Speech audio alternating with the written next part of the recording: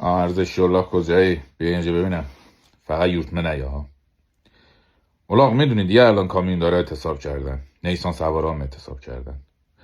خب وقتی اینا اعتصاب کردن، چرخه حمل و نقل مملکت به هم ریخته. دیگه خودتون میبینید اعتراضا رو میبینید از سمت طرباریا، کشاورزا. حالا یواش یواش بالاخره از طرف نونوا هم در میاد، اونا هم آرت میخوان، فلان میخوان، بیسار میخوان. حالا کاری نداره، بالاخره چرخه حمل و نقل مملکت به هم ریخته. حالا بیاد مثلا نظام پزشکی این کارو بکنه، پرستارا، دکترا این کارو بکنن، خب درصد مرگ و میر میره بالا دیگه تو کشور. یا مثلا شهرداری، مثلا بیان مامورای شهرداری بیان اعتصاب بکنن، آشغالا رو نبرن، خیابونا رو تمیز نکنن، مملکت رو گوه برمیداره. حالا اولاغ تو به من بگو، آخوندا اعتصاب کنن، مساجد اعتصاب بکنن، هیئت‌ها اعتصاب بکنن، چی میشه؟ آغزو استرم بیا حالا جواب بده.